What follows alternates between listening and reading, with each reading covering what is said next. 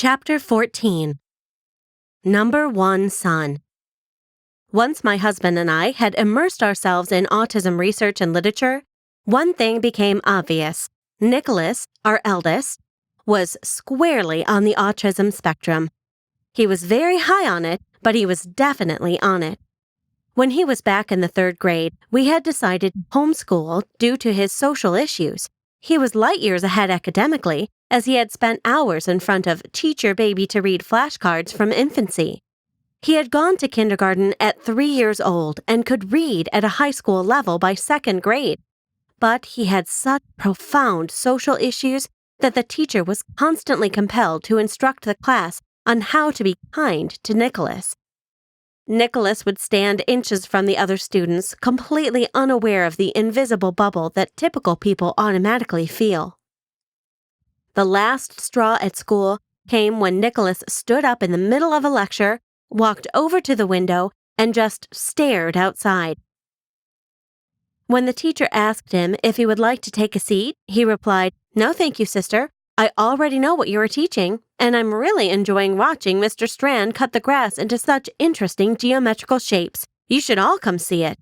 The entire class jumped up and ran to the window, much to the dismay of his teacher. After the 10th time having to formulate a plan of social inclusion, we decided that school might not be the best place to practice these skills. Homeschooling allowed Nicholas the freedom to learn what interested him and to grow and mature without the negative social pressures that an awkward teenager typically endures. He didn't know why we decided to homeschool him until he was in his 20s. He had friends who, looking back, were also likely on the spectrum and were also homeschooled. Consequently, Nicholas grew up a confident kid with the reputation of the smart one instead of the weird one. This was best illustrated on the maiden voyage of the Princess Sapphire cruise ship. Brian's mother chose to celebrate her 60th birthday on a cruise to Alaska and brought the entire family. This was a grand opening, so to speak. The guests included many wealthy families of note. The teenagers on the ship attended some of the most prestigious private boarding schools in the country. Heretofore, Nicholas's only experience with kids his own age was with a select group of homeschoolers. He had never interacted with typical teenagers, much less teens from East Coast boarding schools. He was nervous, and secretly, so was I. To both our relief, he fit in perfectly. Actually, he fit in better than perfectly.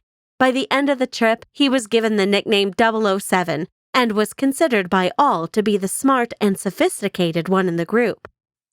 He was a superstar, and he knew it. Looking back, I think that was the watershed moment for Nicholas, when any social anxiety he had disappeared. When the valedictorian of Andover Academy calls you the smart one, it does a lot for one's self-esteem.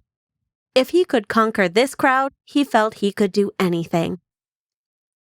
Over the years, many parents of children who are now adults have expressed regret to me about their traditional schooling. Their children were ignored, or worse, bullied and made to feel insecure. This experience shaped their personalities forever. I know that there is a lot of emphasis being placed on anti-bullying campaigns, but I wouldn't want my child to be a guinea pig. None of my children have ever been bullied, nor has anyone ever been unkind to any of them in any way. We were fortunate that the Spokane Public School District offered a hybrid school, which homeschoolers could attend 2 days a week. Many of the kids were also on the spectrum, and so we really did have the best of both worlds. The story of how Nicholas overcame his challenges is the subject of another book entirely, and one he or I will someday write. Suffice it to say, he proved that with a lot of practice, one can really overcome just about anything. He still retains the positive aspects of Asperger's, now called HFA, like intellectual curiosity and attention to detail, but is more socially adept than many typical people.